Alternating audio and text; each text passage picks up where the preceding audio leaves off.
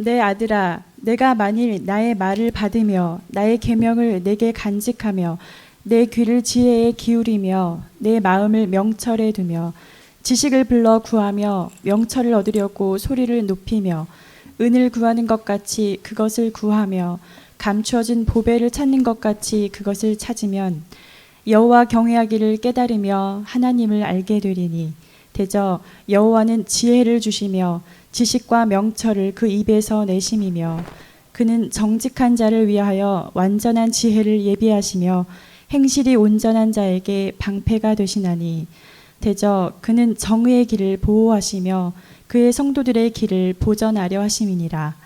그런즉 내가 공의와 정의와 정직 곧 모든 선한 길을 깨달을 것이라. 곧 지혜가 내 마음에 들어가며 지식이 내 영혼을 즐겁게 할 것이요 근신이 너를 지키며 명철이 너를 보호하여 악한 자의 길과 패역을 말하는 자에게서 건져내리라. 이 무리는 정직한 길을 떠나 어두운 길로 행하며 행악하기를 기뻐하며 악인의 패역을 즐거워하나니 그 길은 구부러지고 그 행위는 패역하니라. 지혜가 또 너를 음녀에게서 말로 호리는 이방 계집에게서 구원하리니 그는 젊은 시절의 짝을 버리며 그의 하나님의 언약을 잊어버린 자라. 그의 집은 사망으로 그의 길은 스올로 기울어졌나니 누구든지 그에게로 가는 자는 돌아오지 못하며 또 생명길을 얻지 못하느니라. 지혜가 너를 선한 자의 길로 행하게 하며 또 의인의 길을 지키게 하리니 대저 정직한 자는 땅에 거하며 완전한 자는 땅에 남아 있으리라. 그러나 악인은 땅에서 끊어지겠고 간사한 자는 땅에서 뽑히리라. 아멘.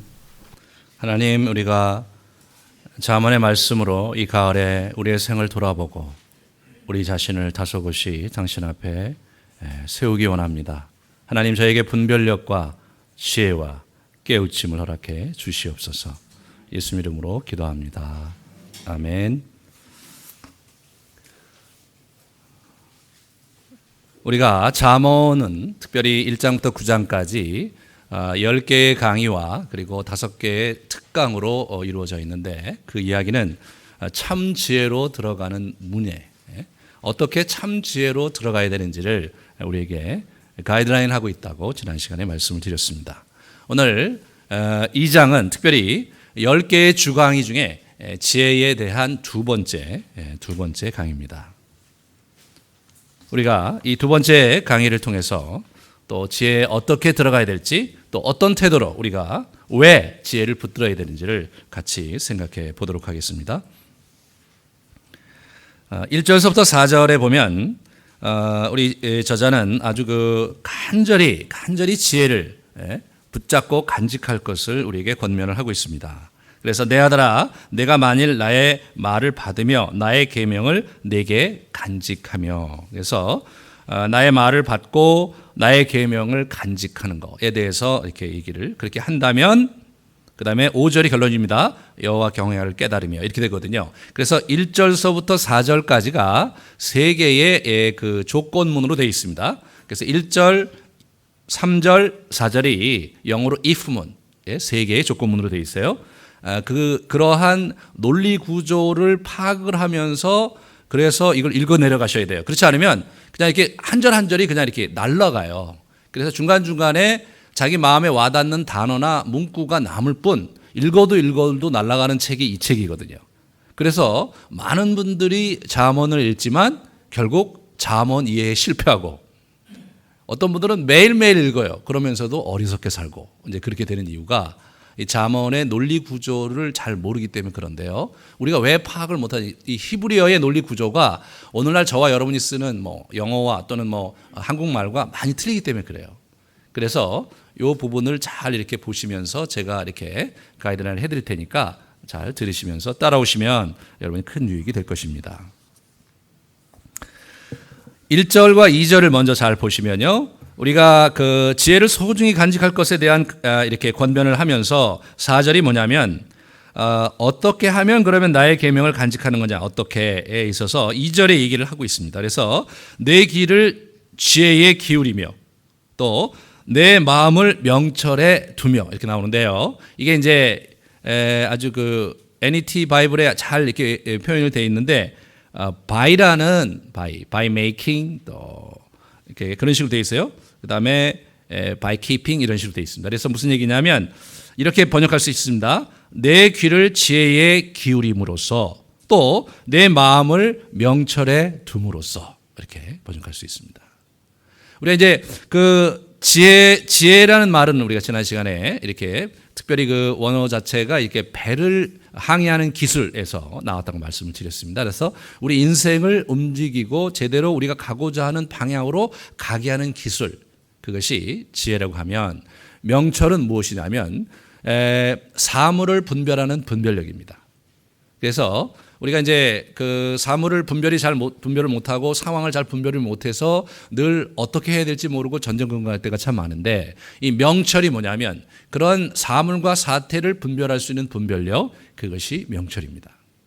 그러니까 지혜와 명철이 우리가 이 세상을 사는데 참으로 필요한 것임을 우리가 알 수가 있죠. 그래서 우리가 지혜를 소중히 간직해야 된다.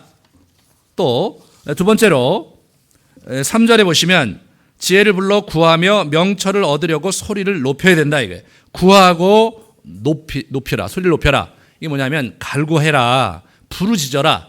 아주 간절히 지혜와 명철을 너희가 붙잡아야 된다, 구해야 된다, 그 얘기를 하고 있습니다.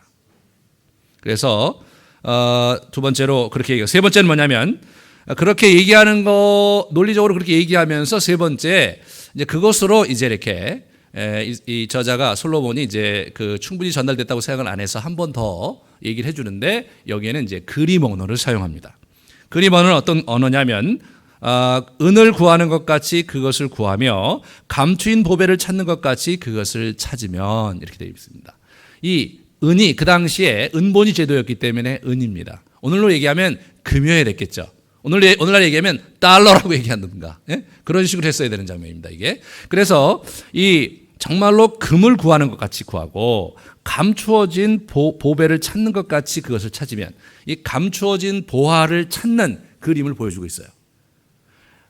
제가 늘 말씀드리지만 이 가나안 지역은 고대 근동에서 전쟁이 늘 상존하는 지역이었습니다. 시작하면 전쟁이 일어나는 지역이었는데, 그렇기 때문에 많은 사람들이 자신의 그 재물과 보물을 이렇게 땅 속에 묻어두곤 했다고 그래요. 그래서 신약에 보면 이 보화를 찾는 그런 얘기들, 그런 비유를 예수님께서 이렇게 몇 번 하시는 것을 우리가 보게 되는데, 그러므로 이것은 그들에게 굉장히 익숙한 표현인 것입니다. 여러분과 저희 오늘날로 보면 뭐 우리가 뭐 땅에 묻을 일은 없잖아요. 그러니까 오늘날 우리의 개념으로 얘기한다면 은행에 저축을 한다든가, 예? 특별히 아주 비밀 구좌를 만들어서 거기다가 이렇게 몰래 차곡차곡 쌓아놓는다든가, 예. 그런 비자금 뭐 이런 것이라고 생각하시면 됩니다. 예? 그런데 주인 없는 비자금을 찾는다, 이렇게 생각을 해보세요. 주인 없는 구좌를 찾아서 내 것으로 이렇게 그것을 만든다, 이런 생각을 해보시면 이 그림이 좀 더 분명하고 선명하게 들어올 것입니다. 우리가 가끔 이제 그 헐리우드 영화에 보면 이렇게 은밀하게 남의 구좌를 가서 훔치거나, 또는 남의 그 비밀 금고 또는 개인 금고를 이제 그 비밀번호를 알아갖고 가서 그 개인 금고에 있는 것을 이렇게 자기들이 가져오거나, 그런 우리가 영화를 보곤 하는데, 바로 이 영상이 그 영상입니다. 그 사람들의 모습을 보면 어떤 모습입니까? 이것이면 내 인생이 이제 끝났다. 이것이면 더 이상 내가 일하면서 고통받으면서 하기 싫은 일 하지 않아도 되고, 늘 놀고 늘 즐거운 일 하고 아주 늘 하고 싶은 거 하면서 평생을 정말 즐겁게 살 수 있다는 그런 강한 기대와 확신을 가지고 우리가 그 짓을 하는 거죠. 그러한 태도와 그러한 마음으로, 그러한 마음가짐으로 이 지혜를 붙잡아야 될 필요가 있다는 강한 권면이 이 솔로몬의 권면입니다. 나머지는 뭐냐면, 오늘 본문에서 나머지는 왜 그렇게 해야 되는지에 대한 이유를 설명해 주고 있는 거예요. 그러면 어떻게 되는지, 그러면 어떤 유익이 있는지, 그러면 우리 인생에 어떤 복을 얻을 수 있는지가 그 다음에 이제 쭉 이렇게 기술이 되어 있습니다. 우리가 그 다음에 첫 번째 이제 이렇게 5절서부터 우리가 11절까지를 좀 보려고 합니다. 이 5절에 보시면 여호와 경외하기를 깨달으면 이렇게 돼요. 여호와 경외하기를 깨달으면 하나님을 알게 되리니 이렇게 되어 있는데 영어로 then 이렇게 번역해요. then.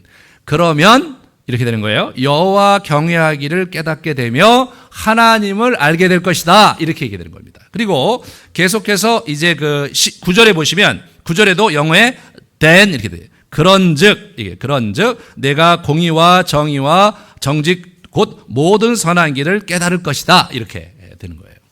실제로 원어로 보면요. 거기 접속사 바울하는 접속사가 있거든요.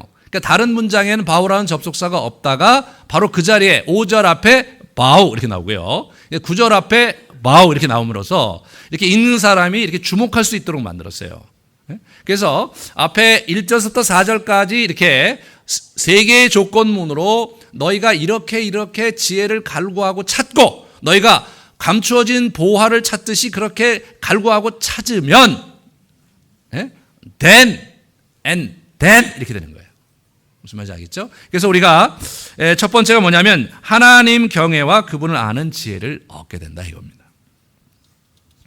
자, 그러면서 저자는 6절과 8절, 6절부터 8절에 지혜가 오는 길목에 대해서 얘기를 하고 있어요. 자, 어떻게 오는가? 첫 번째, 지혜는 어디로부터 오는가? 하나님으로부터 온다. 이게 저자의 주장입니다. 6절에 보시면 대저 여호와는 지혜를 주시며 지식과 명철을 그 입에서 내심이며 그는 정직하는 자를 위하여 완전한 지혜를 예비하시며 행실이 온전한 자에게 방패가 되시나니 대저 그의 정의의 길은 그를 보호하시며 그의 성도들의 길을 보전하심이니라 라고 이야기하고 있습니다.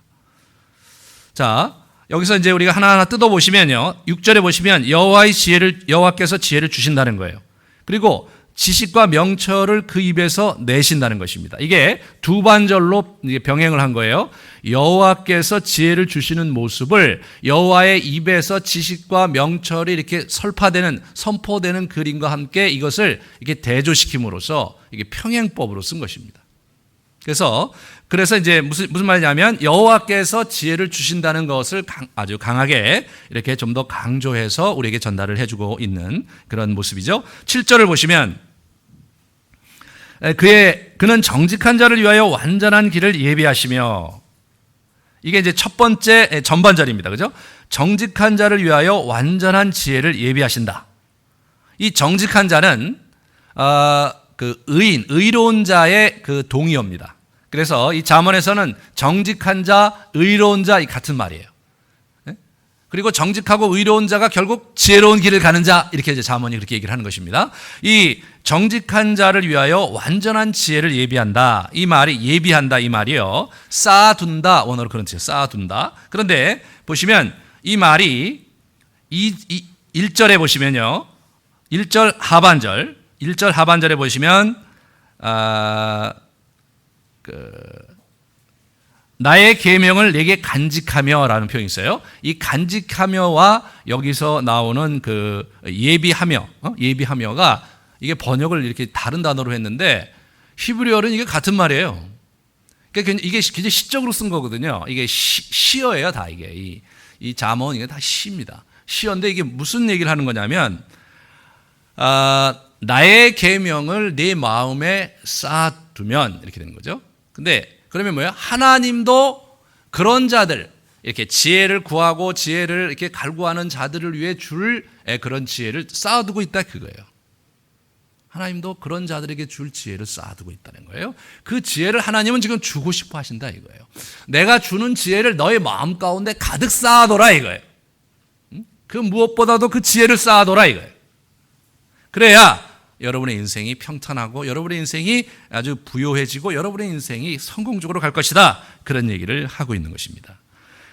계속해서 보시면 이제 그 행실이 온전한 자에게 방패가 되신다. 이제 그렇게 얘기를 하고 있습니다. 이 행실이 온전한 자에게 방패가 되신다.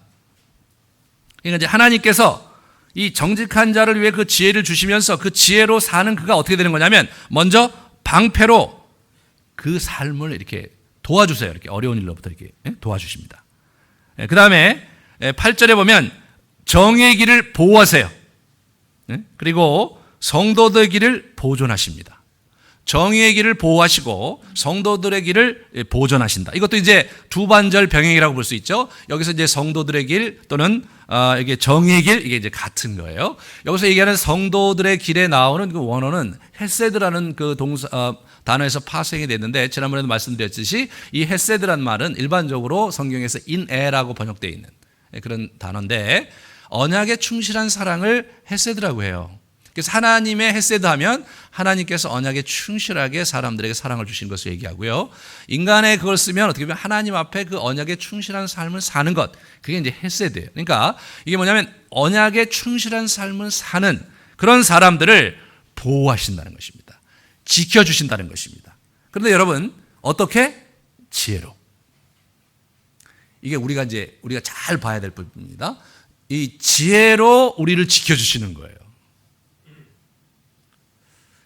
우리가 이제 신앙생활 하다 보면요, 하나님께서 직접 우리를 돌보시고 천사를 보내셔서 우리를 붙드시고, 또는 하나님께서 이렇게 구원의 손길 또는 돕는 자를 통해서 우리를 이렇게 구원해 주시고 우리 인도해 주시는 것에 대한 신앙적인 이런 강조점이 상당히 많이 되어 있습니다. 하지만 성경은 그런 측면도 있지만 하나님께서 오늘 이 본문과 같이 지혜로 우리를 보호해 주시고 지혜로 우리를 지켜주신다는, 그러니까 하나님이 지켜주시는 방법이 직접적인 방법도 있고 간접적인 방법이 있는데, 직접적인 방법은 성령을 통해서 또는 주변에 돕는 자의 손길을 통해서 그렇게 하시는 거지만, 간접적인 방법은 뭐예요? 지혜를 통해서, 그 지혜로 내가 내 길을 헤쳐가라. 그 두 가지 측면이 있는 것입니다. 그래서 이 지혜의 길을 가는 것, 이것이 참 우리의 인생을 사는 데 있어서 여러분 새로운 지평을 우리가 열어가야 합니다. 그래서 성도들을 그분이 보호해 주신다 이거예요. 그것이 뭡니까? 여호와 경외하기를 깨달으며 하나님을 알게 된다. 여호와를 경외하는 것이, 하나님 두려워하는 것을 깨닫게 되고 하나님에 대한 지식, 하나님을 알아가게 된다 이거예요. 그러면 그분이 너에게 쌓아두었던 지혜를 많이 풀어주실 것이고, 내 길을 붙잡고 보호해 주실 것이다. 그 지혜로, 이렇게 말씀하시는 겁니다.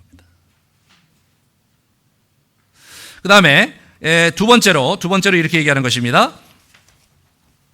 이 9절에 보시면요, 뭘 하냐면 공의와 정의와 정직을 깨닫게 해주신다. 그런즉 내가 공의와 정의와 정직 곧 모든 선한 길을 깨달을 것이다. 이렇게 얘기하는 거죠. 어떻게 하면? 네가 진정으로 전심으로 지혜를 찾고 지혜를 구하면, 그러면 어떻게 되냐면 내가 공의와 정의와 정직 또 모든 선한 길을 깨달을 것이다. 우리가 가고 싶은 길이 무엇인지 깨닫게 될 것이라는 거죠.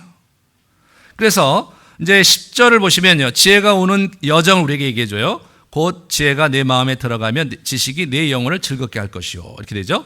첫 번째, 지혜가 오는 여정, 공의와 정의와 정직과 선한 그 길을 깨닫게 된다 이거예요.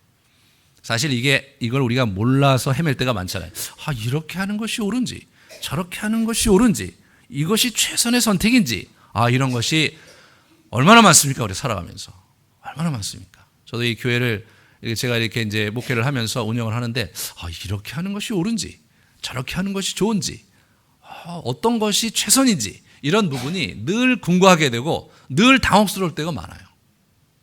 그래서 우리가 이제 그런 부분에서 우리가 하나님의 선한 인도하심을 구하고 그분이 최선의 길로 우리를 인도하실 것을 믿지만, 그런 때로 우리가 잘못 선택해서 엄한 대가를 받는 경우가 종종 있게 되잖아요. 이 긴장이 무엇인지 우리가 알아야 됩니다. 거기에 지혜의 지평을 열어야 돼요. 그리스도인들이 이 지혜의 지평을 열지 않으면, 그러면 우리가 너무 주관적이고 너무 개인 감정에 몰입되어 있고, 그리고 너무 그 종교적 황홀경에 자꾸 가려고 그러고, 그런 모습으로 빠짐으로써 사실 성경이 얘기하는 진정한 도에 다다르지 못하는 것입니다. 우리는 우리의 열정과 그리고 이렇게 우리의 신비롭게 그분을 만나는 그런 감동에 이 지혜로 그걸 이렇게 자꾸 쿨링 시켜야 돼요. 그거를 이렇게 자꾸, 왜냐하면 이게 감정이 너무 오버해갖고 말이에요. 그래서 결국은 자기의 경험이 다인지 알고 우리가 엄한 길로 이렇게 나가는 걸 보게 되는 것입니다. 그리고 11절에 보시면, 11절에 근신이 너를 지키며 명철이 너를 보호하며 이렇게 되는 것입니다. 그러니까 근신과 명철은 지혜의 또 다른 모습입니다.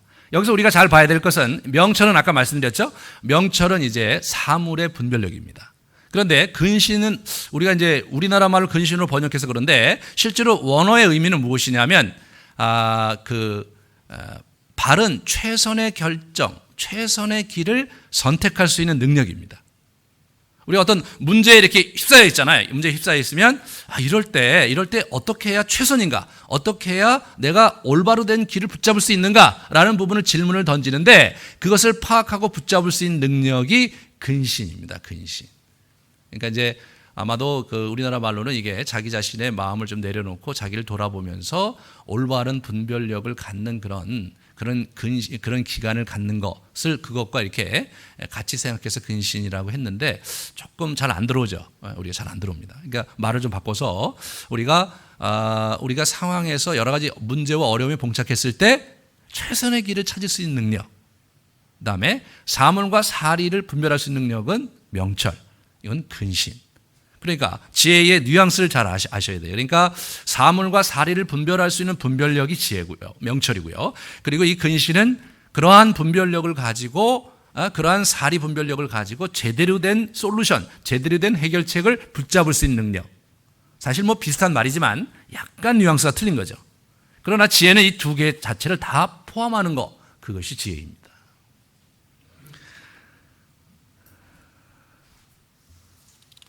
그래서 우리는 이 근신과 명철 모두가 이 분별력과 연결되는 말인 것을 알 수 있는데 우리가 사물을 분별하고 최선의 길을 분별하는 것, 그것이 명철과 근신의 근간인데 우리가 그런 것을 얻게 된다는 거예요. 이 지혜를 찾아서 지혜를 구하면 그런 것들을 얻게 된다는 거예요. 여러분, 그것을 얻으려고 공부도 많이 하고 그것을 얻으려고 수많은 세미나를 참여하고 우리가 그렇게 하고 있는 겁니다. 그런데 우리가 이 잠언에도 그와 같은 비밀이 숨겨져 있고 이 잠언이 그 지혜의 문을 여는 창이고요. 그래서 이제 수많은 이 세상의 지혜와 그리고 수많은 그 전문가들이 했던 그런 수많은 지식들, 이런 것들을 우리가 잘 헤쳐가면서 내 삶에 유익한 것으로 그것들을 바꿀 수 있는 능력, 그것이 참 지혜인데 그 길로 가는 문을 이 사람이 열어놓은 거예요. 그 길로 가는 통로를 우리에게 안내해 주고 싶은 거예요. 우리가 그 통로와 그 길을 우리가 이렇게 놓치면요, 계속 여러 가지 문제를 우리가 안게 되는 것입니다. 자, 그리고 이제 그 문제 중에 이제 아주 중요한 문제가 뭐냐면 이 생명의 길을 잃는 문제가 거기에 있는 것입니다. 자, 어떤 유익이 있느냐? 첫 번째로 뭐냐면 12절에 보시면 악한 자의 길에서 건져내게 된다 이거예요. 이 지혜를 체득하면 악한 자의 길을 떠나게 되고 그 지혜가 우리를 악한 자의 길에서 건져줄 것이라는 거. 그것이 12절에서부터 15절의 말씀이고요. 16절은 지혜가 또 너를 음녀에게서 말로 호리는 이방 계집에게서 구원한다. 그렇게 얘기 나와요. 그래서 이게 음녀에게서 구원하고요. 그 다음에 악한 자의 길에서 이렇게 구원하는, 그것이 이 지혜가 우리에게 주는 유익이다. 그런 얘기를 하는 거거든요. 그런데 여기서 얘기하는 음녀 갑자기 이렇게 나오니까 이게 좀 여러분이 좀 당혹스러울 수 있는데 사실은 뭐냐면 앞에 악한 자의 길은 남자예요. 여기 음녀는 여자예요. 그래서 지금 이게 남성 명사와 여성 명사를 쓰면서 이렇게 호응하게 함으로써 전체를 이렇게 대조시키고 강조해서 얘기해 주고 있는 거예요. 둘 다 뭐예요? 악한 자예요. 둘 다 악한 자예요. 자, 이렇게 보시면 12절부터 다시 보도록 하겠습니다. 악한 자의 길과 패역을 말하는 자에게서 건져내리라. 이 무리는 정직한 길을 떠나 어두운 길로 행하며 행악하기를 기뻐하며 악인의 패역을 즐거워하니 그 길은 구부러지고 그 행위는 패역하니라 라고 얘기하고 있습니다. 먼저 이 악한 자의 길을 이 솔로몬이 우리에게 어떻게 얘기해 주고 있느냐면 악한 자의 길은 뭐냐면 정직한 길을 떠났어요. 의로운 길을 떠났어요. 그죠? 13절에 그 다음에 그곳은 어두운 길입니다. 어두운 길이라는 건 무슨 말이에요? 이게 제대로 그 길을 찾을 수 없는 그런 길이라는 거예요. 그래서 이게 길인지 아닌지 모르는, 이거 내가 제대로 하는 건가 아닌가, 좀 이상하다, 이런 느낌이 있는 그런 길이라는 것입니다. 그리고 그 길은 구부러져 있는 길이라는 거예요. 그냥 단순히 자연적으로 자연 지형 때문에 구부러져 있는 게 아니라 옳은 길로 가지 않고 곁길로 간다는 의미에서의 구부러진 길이라는 거죠. 그것이 악한 자의 길입니다. 그들의 특징, 이 솔로몬이 지적하는 이 악한 자의 특징은 뭐냐면 그들은 행악하기를 기뻐합니다. 네? 악을 행하기를 기뻐해요. 그 다음에 패역하기를 즐거워합니다. 패역은 뭐예요? 국어사전에 보면 사람으로 마땅히 하여야 할 도리에 어긋나고 순리를 거슬러 하는 불선한 행위, 이게 패역입니다. 원어적으로 오늘 그 히브리어 원어적으로 볼 때는 뭐냐면 그릇가다, 타락하다 그런 의미가 있습니다. 그래서 이게 이제 자신의 삶을 그릇가서 결국 망치는 그런 일, 그래서 주변 사람들에게 악을 끼치는 그런 일, 그것이 이제 패역한 길이고 패역한 행위입니다. 그래서 여기서 잠언 저자가 우리에게 얘기해주고 있는 것은 그들이 행악하기를 기뻐하고 이 패역을 즐거워하고 그들이 패역한 행위를 일삼는 그런 자들이다. 이런 자들로부터 우리가 어떻게 우리의 인생을 피할 수 있고, 예? 그들로부터 우리가 어떻게 우리를 구출할 수 있느냐? 그게 뭐예요? 내가 그렇게 하겠다. 이게 복음서의 용법입니다. 잠언은 뭐예요? 지혜가 그것을 할 것이다. 그런 의미입니다.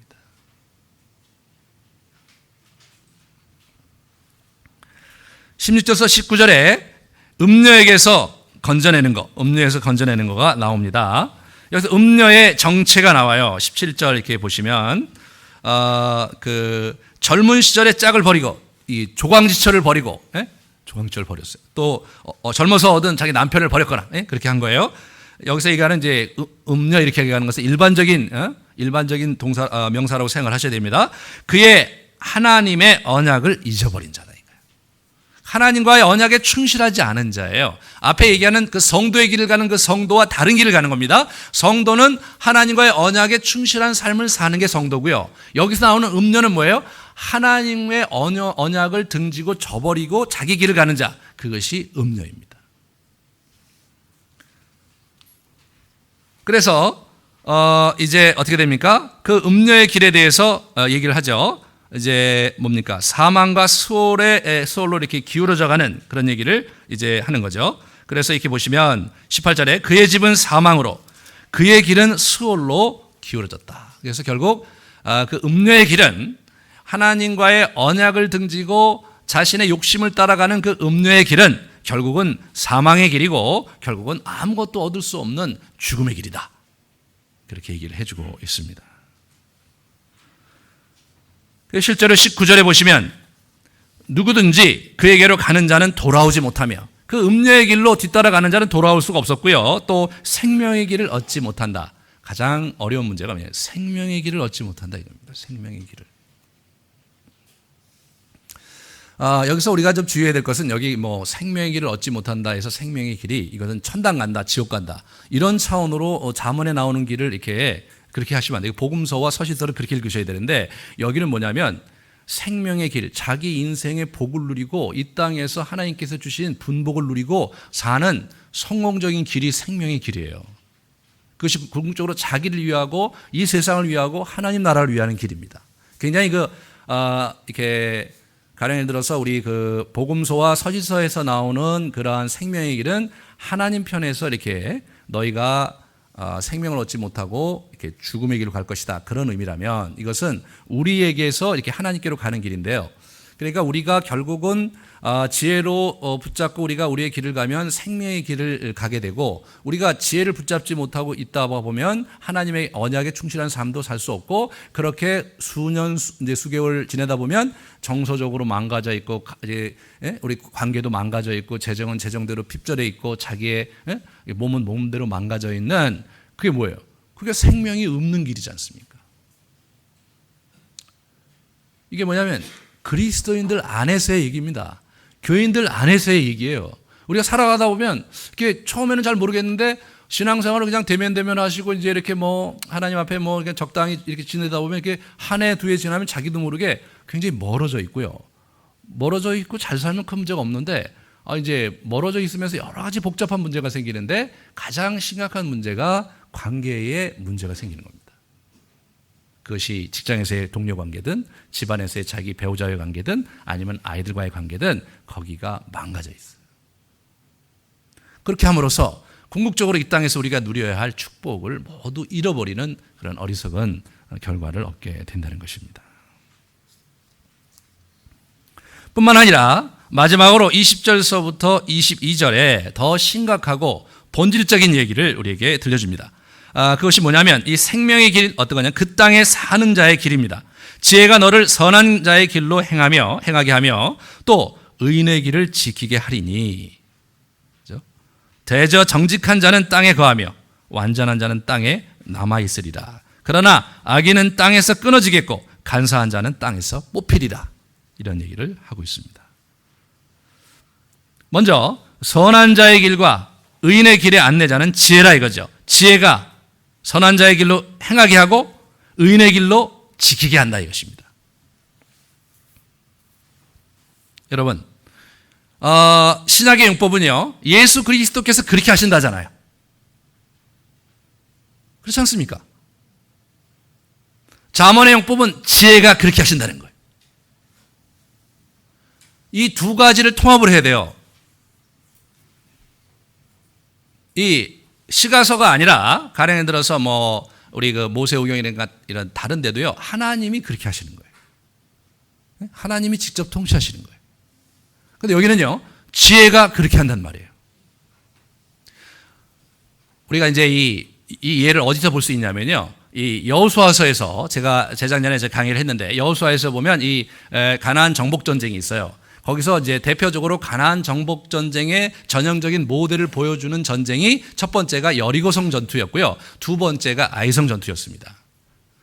여리고성 전투는 이스라엘 백성이 한 일이 없어요. 언약궤를 지고 이렇게 제사장이 앞을 거르고 이렇게 성 주위를 하루에 한 바퀴씩 돌았어요. 이렇게 한 바퀴 돌고 집에 오고, 한 바퀴 돌고 집에 오고. 참 그 여리고성 성주가 굉장히 곤혹스러웠겠죠. 이게 계속 돌고 그냥 가니까. 예? 막 그 전에 막 할례 행하고 이상한 이렇게 절기를 행하고 이 친구들이 그냥 부시시 일어나갖고 막 40년 동안 그 해지지 않은 이상한 옷 이렇게 걸치고 있고, 그 다음에 만나만 집다 먹어서면 얼굴이 꾀재재하고 막 이런 애들이 막 이렇게 죄송합니다. 거짓 때 이렇게 비슷한 친구들이 막 계속 성주위를 돌아요. 돌고 가고 말이에요. 한 5만 명 정도 되는 병력이었는데, 굉장히 힘들었겠죠. 그러니까 이제 첫째 날 돌고 둘째 날 돌고 이렇게 해갖고요, 여섯째 날까지 조용히 돌고만 하고 집에 갔어요. 근데 마지막 날 일곱 번째 날 어떻게 7바퀴를 돌라 그래요. 그날은 좀 곤혹스럽겠죠. 7바퀴를 돌았어요. 그리고 맨 마지막에 7바퀴 돌을 때 나팔을 불었는데요, 그 소리가 그 성곽이 무너졌어요. 그러니까 이게 고대 전쟁에서요, 공성전에 있어서 제일 어려운 게 뭐냐면 성곽을 뛰어넘는 거거든요. 성문을 여는 거거든요. 성문을 열리면 그 끝장이란 말이죠. 그런데 성문이 아니라 그냥 성곽이 그냥 무너진 거예요. 그러니까 뭐예요? 싸움 자체가 이제 게임이 안 되는 거예요. 그래서 5만 명이 그냥 들이닥쳐서 그 사람들을 다 죽였어요. 그것이 여리고성 전투였습니다. 그런데 이 모세와 이 주변에 있는 이 여호수아와 이 동료들이 너무나 이제 기쁜 거예요. 이 전쟁이 이렇게 쉬운 거였구나. 좀 이따 보니까 저 아이성이 보이니까, 아이성은 사람들 보내보니까 몇 명 되지도 않아. 여리고성에 비하면 짝도 안 돼. 그러니까 많이 보낼 것도 없다. 그래서 몇천 명의 군사를 보냈어요. 그러면 그냥 아이성이 그냥 끝날 줄 알았는데, 보냈는데 아이성에서 패합니다. 패해요. 우리 그 여호수아가 너무 당혹스러워갖고 막 옷을 찢고 그분의 존전에 엎드려고, 이게 무슨 일이냐, 하나님 왜 우리에게 이런 시련을 주시느냐. 굉장히 큰 위기죠. 왜냐하면 첫 번째 전투는 하나님이 도와주셔서 승리했는데 두 번째 전투는 보기 좋게 패했으니까. 그럴 때 하나님께서 지적을 하시면서 그 아간 사건, 아간이 하나님의 명령을 충실히 따르지 않아서 그것으로 인해 하나님이 진노했다, 그렇게 말씀하시고 아간을 치리하십니다. 그리고 다시 아이성 전투를 가요. 근데 이번에 아이성 전투 양상은 틀려요. 하나님 그 전투를 하실 때 어떻게 얘기하셨냐면, 여리고성 전투는요, 구체적으로 가이드라인이 있었어요. 한 바퀴 돌고 매일 한 바퀴 돌다가 맨 마지막 날은 7바퀴 도는데 7바퀴 돌을 때 나팔을 불어라. 그런 분명한 지침이 있었습니다. 그런데요, 이 아이성 전투는 그런 가이드라인이 없었어요. 하나님이 뭐냐면 매복이라는 단어 하나만 주셨어요. 네? 컨셉을 하나만 주셨단 말이에요. 매복으로 전투를 해라. 구체적인 가이드라인이 없었어요. 그 구체적인 가이드라인이 없어서 그때 어떻게 했느냐? 우리 여호수아가 자신의 두뇌와 자신의 이제 전략 회의를 했겠죠. 그래서 사람들을 저 성 뒤편에 매복시켜주고 자기가 가서 이제 싸우다가 패한 척하고 이렇게 하는 그런 유인책을 쓰고 뭐 그런 매복 작전을 이제 그들이 이제 세웁니다. 그래서 그 전투에서 승리를 해요. 그러니까 아이성 전투는 어떤 전투냐? 이 사람이 자기가 갖고 있는 지혜를, 그 전투 내용을 보면 손자병법에 나오는 전형적인 기법이에요. 그때 막 손자가 태어나기 한참 전이기 때문에 손자의 영향을 받았을 수는 없겠지만 좌우지간 이렇게 보면 굉장히 유사한 전투, 이게 매복 전투가 일어난 건데, 매복 전투를 하나님이 가르쳐 주셨느냐? No. 여호수아가 자기가 만들어낸 전법이었습니다. 다만 하나님이 컨셉을 주신 거예요. 그러면 이 가나안 전투는 영적 전쟁이고요. 가나안 전투는 오늘날 저와 여러분이 이 땅을 어떻게 살아야 되는지에 대한 굉장히 중요한 영적 원리를 제공해 주는 그런 전투인데, 이 전투가 두 가지 양상이라는 것을 기억하셔야 돼요. 하나는요, 여리고 형이 있고요. 또 하나는 아이성 형이 있는 겁니다. 자, 여리고 형은 뭐냐? 전적으로 하나님이 다 해주시는 거예요. 인간이 할 일이 없는 거예요. 인간은 소극적으로 지키고 있다가 그냥 점령군으로 들어가면 되는 거예요. 그러니까 우리가 정말 기도하면서 그분이 우리에게 귀한 축복을 내려주시고 그분이 이 문제를 해결해 주실 것을, 내가 아니어도 그분이 그 문제를 해결해 주실 것을 기다리는 그런 형태의 그 하나님의 인도함을 받는 법, 그것이 여리고형입니다. 근데 이 아이성형은 뭐냐? 아이성형은 자기가 해야 되는 거예요. 무엇으로? 지혜로 그 문제를 자기가 풀어가야 되는 거예요. 하나님께서 이 성을 너에게 줬다. 그리고 매복을 해라. 그것이 유일하게 주신 팁이었어요. 우리가 이제 기도하다 보면, 이 문제는 내가 돌파해야 될 것 같은데, 이 문제는 누구한테 돈을 꿔야 될 것 같은데, 이 문제는 은행에 한번 대출을 알아봐야 될 것 같은데, 뭐 이런 그런 컨셉이 들어올 때, 그런 컨셉을 가지고 우리가 우리 인생을 헤쳐가야 될 때가 있는 거란 말이죠. 막연히 앉아갖고 하나님께서 우리를 도우실 그날을 기다리면서 주저물러 앉아 있는 거, 이것이 다가 아니라는 것입니다. 그런데 신약의 이게 색깔이 어떻습니까? 대부분 하나님께서 그렇게 하시는 것으로 가르쳐지고 있어요. 왜냐하면 그 시대는요, 로마의 핍박하에서 교회가 말살 위기에 있었던 아주 절대절명의 시대에 쓰여진 글이거든요. 그러므로 교회의 생존과 이 싸움 자체가 하나님이 적극적으로 이게 개입하고 적극적으로 이게 하지 않을 수 없는 그런 시대적 분위기 속에 있었어요. 그렇지만 그럼에도 불구하고 서신서에 가면 많은 지혜가 이렇게 언급되어 있고요. 특별히 야고보서 같은 경우는 아예 신약의 잠언서라 할 정도로 이 잠언에 나오는 이 교훈의 그 형식을 그대로 담아서 이 야고보서를 이제 기록을 했거든요. 근데 거기에 많이 흡수되어 있긴 하지만 주된 강조점이 어떻게 되냐면, 하나님이 여리고형 전투식으로 너를 도와주신다. 너희는 다 와서 내게로 맡겨라. 내가 너희와 함께 하겠다. 예수님의 수많은 언질이 다 그런 것입니다. 그렇지만 이것은요, 어떻게 되냐? 이것은 핍박 상황에서 이제 적용될 때 적용돼야 될 부분이 있고요. 우리 같이 이렇게 핍박 상황이 아니라 평화시를 살아갈 때는요, 그때 우리가 잠언의 지평, 이 시가서에 나온 잠언 전도, 아가서, 욥기에 대한 지평을 열어야 돼요. 그리고 이 지혜를 가지고 우리의 인생을 경영하고 도모하는 일을 우리가 다시 붙잡아야 합니다. 그리고 일반적으로 그 이 하나님의 특별한 인도와 하나님의 특별한 개입을 경험하는 케이스는요, 성경에서도 예외적이에요. 성경에서도 예외적입니다. 그런 면에서 뭐냐면, 하나님께서 특별히 자신의 구속사의 일에 필요할 때라든가, 하나님이 특별히 부르셔서 하나님의 나라의 일을 이렇게 맡기신 사람들, 이런 사람들이 그 거의 직통 계시를 받고 여리고형처럼 인도함을 받는 그런 분들이 있어요. 하지만 보편적으로 볼 때 그렇지 않습니다. 가령 예를 들어서 이제 이렇게 간증을, 부흥 집회라든가 이런 데 간증을 하거나 어떤 뭐 중요한 집회 때 이렇게 하나님께서 특별히 받은 그런 간증을 이렇게 하게 될 때 보면 정말로 그분이 받은 은혜가 너무나 초자연적이고 너무나 드라마틱하고 그렇기 때문에 막 너무나 감격하고 하나님 정말 살아계시고 하나님이 정말 저 친구에게 저렇게 함께 하시는 거 보니까 나에게도 함께 하실 것이다라는 그런 소망과 그런 자극을 우리가 이제 얻게 됩니다. 하지만 그분의 얘기가 왜 앞에 나와서 사람들에게 간증이 되는지에 대해서 다시 생각해 보세요. 그런 예는 극히 드문 거예요. 그런 분이 그 교회에 여러 명 있는 게 아니라 그 교회에 한 분인 거예요. 그죠?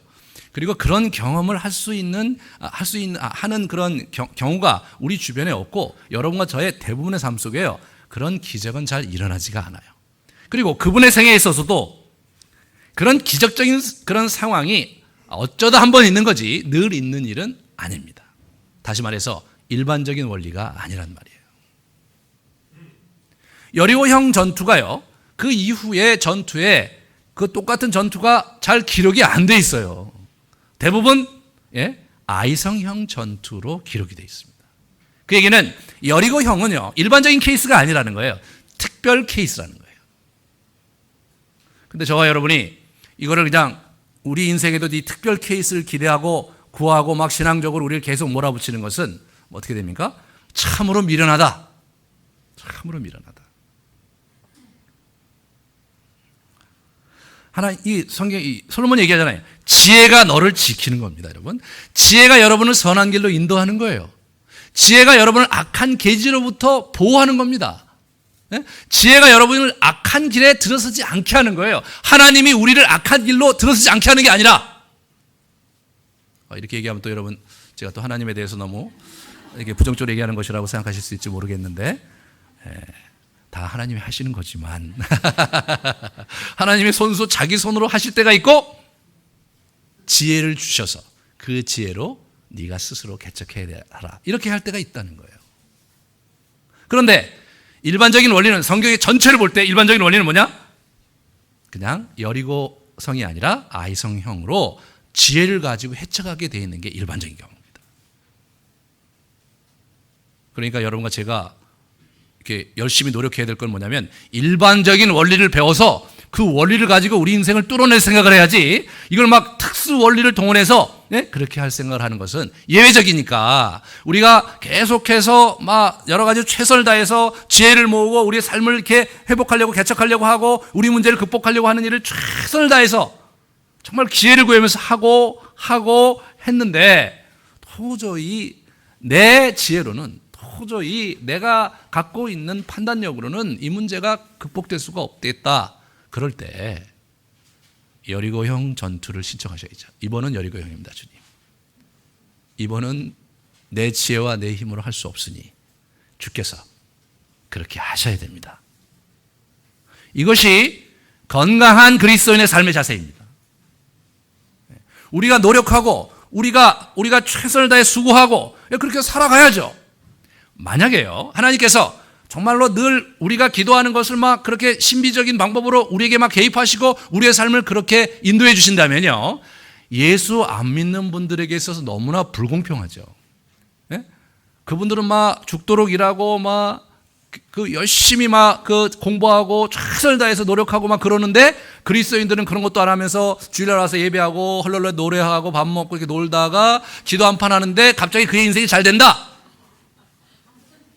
그러면 어떻게 돼요? 하나님이 공의로운 분이 아니십니다, 여러분. 하나님은 그런 하나님이 아니에요. 그러니까 우리 집안에 할아버지 같은 지 새끼를 위하고 지 손자를 챙기는 그런 형태의 좁은 하나님이 아니라는 거예요. 하나님의 관심은 온 인류에게 있어요. 이스라엘 백성이 실패한 게 뭐냐? 하나님의 관심이 온 인류와 열방에게 있다는 것을 잘 모르고 자꾸 자기 민족의 하나님으로 계속 하나님을 자꾸 끌어내린 거예요. 그래서 예수님이 오셔서 유대교 전체를 버려버리신 거예요. 유대교 전체를 버리신 거예요. 하나님의 관심은 온 인류인데 이 친구들은 이방인들은 지옥의 땔감이라고 그러고 말이에요. 자기들만이 정말로 하나님의 복을 받을 사람들이라고 그렇게 굳게 믿고 살고 있는 그런 태도, 예수님이 싫어하셨습니다. 여러분, 오늘날 이 시대에도 저와 여러분이 그런 태도를 멀리해야 돼요. 하나님이 늘 나와 함께 하시는 거 맞지만, 그러나 그분이 공의롭게 우리를 치료하시고 인도하시는 것도 맞다 이거예요. 우리가 안 믿는 사람하고 경쟁을 하는데 저 사람이 노력도 훨씬 더 많이 했고 저 사람이 정말로 머리도 뛰어나고 저 사람이 정말 최선을 다했는데 내가 보기에 저 사람보다 내가 능력도 좀 딸리고 그리고 여러 가지로 상황으로 볼 때 내가 좀 못 미친다. 그럼 뭐예요?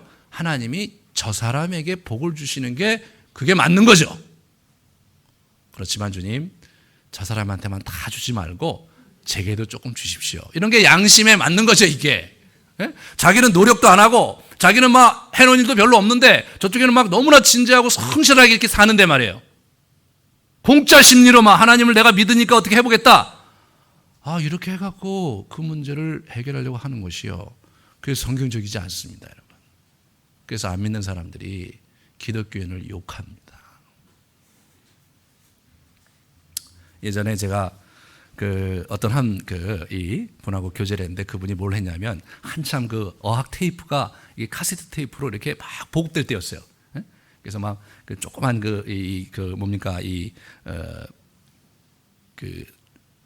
조그만 워크맨이 막 유행할 때 그래갖고 그때 막 엄청나게 그 바람이 불었었거든요. 그거를 하시는 종로 2가에 커다랗게 이렇게 대리점을 하시는 분이었어요. 그분하고 이제 교제를 했는데 이분이 참 기도를 많이 하시는 분이셨어요. 자기 사무실 한 곁에 기도실을 마련하고 늘 기도하시면서 자기 일을 하는데 제가 이제 그때 그분하고 이렇게 만나면서 성역 공부를 같이 좀 한 적이 있었어요. 그분이 너무 어려워서 제가 성역 공부를 도와준 적이 있었는데 그분이 저에게 이런 말씀을 하시는 거예요. 목사님. 그때 제가 목사 아닙니다. 그때 간사였는데. 간사님, 제가 이렇게 일을 하면서 때로 이렇게 와갖고 이제 자기 물건을 가져다가 이렇게 팔겠다는 사람들이 오는데 올 때 자기가 집사고 자기가 전도사고 자기가 장로 권사라고 얘기하는 사람은 안 믿습니다. 그렇게 얘기하는 거예요. 그런 사람들 중에 돈 떼먹고 도망가는 사람이 푸직 있습니다. 차라리 자기는 예수 안 믿는 사람을 더 믿습니다. 도대체 이게 어떻게 된 일입니까? 저는 그때 큰 충격을 받았어요. 그래서 처음에 올 때 인터뷰할 때 예수 믿는다는 얘기, 자기 집사라는 이런 얘기 꺼내잖아요. 그럼 자기는 거리를 둔대요. 근데 그리스도인 중에도 그런 얘기 안 하고 와갖고 이제 성실하게 자기가 최선을 다하겠다 이렇게 얘기하시는 분들이 있대. 나중에 알고 보니까 그분이 그리스도인. 그런 게 아니라 처음부터 아예 자기가 그렇다고 얘기하고 자기를 믿어달라고 얘기하면 그거 수상하다는 거예요. 자기가 정말 기도하는 사람이기 때문에 그 사람들에게 해코지를 안 하고 더 이상 그 사람을 거래를 끊고 자기가 손해보는 것으로 이렇게 끝내지만 자기는 참 마음이 안타깝다 이거예요. 누가 한국교회 교인을 이렇게 만들었습니까? 어떤 메시지가 도대체 그들을 그렇게 만들었습니까? 너무나 은혜 중심주의예요. 너무나 이렇게 하나님께서 우리를 도와주시고 우리를 사랑하심으로 궁극적으로 그분은 우리를 버리지 않을 것이다. 자기는 나쁜 짓 하고 있고 자기는 악한 길에 들어서 있는데 하나님을 도와주실 것이다. 그게 아니라 자기가 악한 길을 먼저 떠나야죠. 먼저 회개해야죠. 최선의 노력을 경주해야죠. 그러면서 하나님께 주님 내가 의로운 길로 돌아섰습니다. 주님 내가 정직한 길로 행하고 있습니다. 정직한 길로 행하는 자를 버리시지 아니하시는 주님 나를 도와주십시오. 내가 주의 길을 떠나지 않으며 주의 법을 내 마음에 두고 있습니다. 주님 저를 도와주십시오. 이게 바른 기도죠. 그게 바른 기도입니다. 여러분. 잠언은 우리에게 이야기합니다. 지혜가 너희를 지켜줄 것이다. 지혜가 악한 길로부터 너를 붙들어 줄 것이다 라고 얘기해주고 있습니다. 마지막으로 그렇게 되면 어떻게 되는 거냐? 대저 정직한 자는 땅에 거하며 완전한 자는 땅에 남아있으리라. 그러나 악인은 땅에서 끊어지겠고 간사한 자는 땅에서 뽑히리라. 이 땅이 어떤 땅입니까? 가나안 땅이잖아요. 하나님 나라의 유업이 있는 땅이잖아요. 이 땅으로부터 어떻게 돼요? 배척받을 것이라는 거예요. 정말로 하나님의 지혜로 악한 길을 떠나서 하나님의 의의 길로 들어서는 자가 그 유업을 이을 자고 그렇다는 거예요.